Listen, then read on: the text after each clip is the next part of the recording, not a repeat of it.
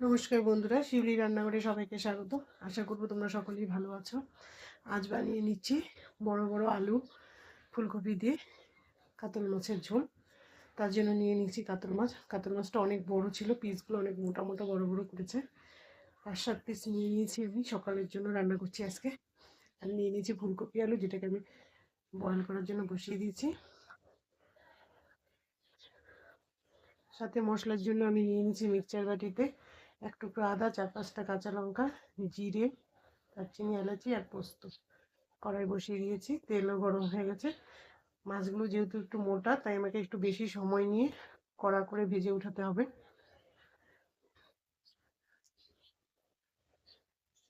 কাতল মাছ আমাদের all time favourite, সবসময়ই পছন্দের মাছ একটা।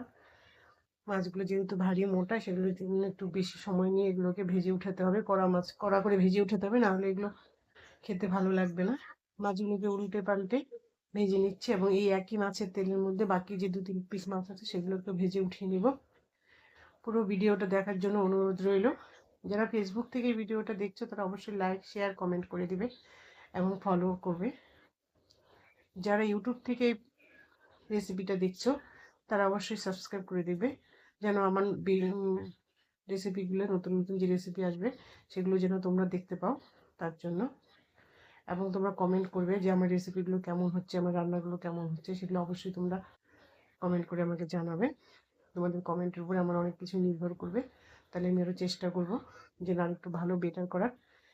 আলু আর ফুলকপিগুলো আমার বয়েল হয়ে গেছে। এই আলু আর ফুলকপির একটা গল্প আছে, এত বড় বড় করে রান্না করার।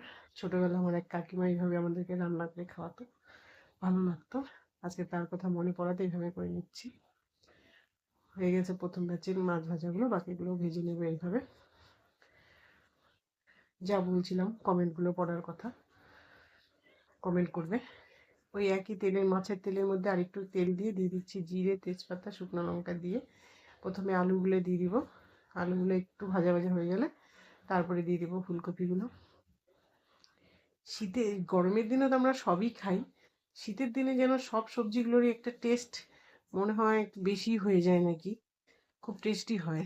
এই গরম গরম মাছের ঝোল আর ভাত, আর কিছু কিন্তু লাগে না, হয়ে যায়। কিন্তু শীতের দিনে, গরমের দিনে মনে হয় না এই যে এইসব খাই, তখন মনে হয় পাতলা ডাল, লেবু হলেই হয়ে যায়।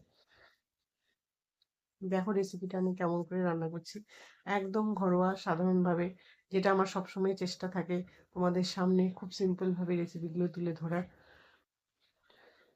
এই যে পেস্ট হয়ে গেছে, আদা, কাঁচা লঙ্কা, পোস্ত দিয়েছি, একটু আদা দিয়েছি, আর দারচিনি, এলাচি একসাথে দিয়েছি।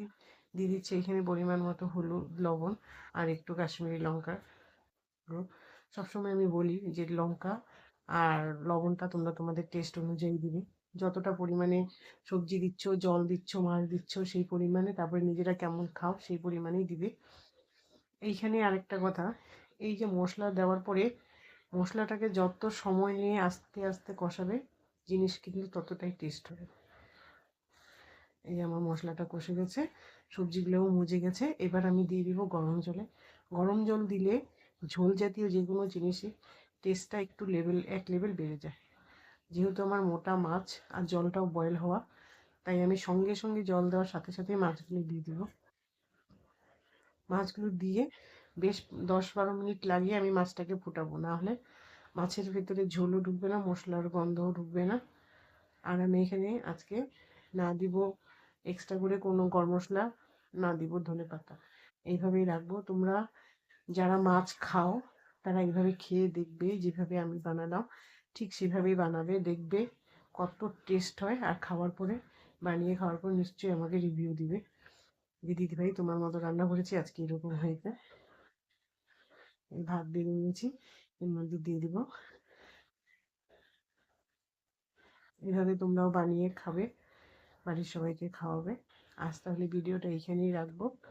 আশা করি তোমরা সকলেই ভালো আছো, ভালো থাকবে, আমার পাশে থাকবে, আমার ভিডিওগুলো দেখবে, ফলো করবে। আজ রাখছি, বাই বাই।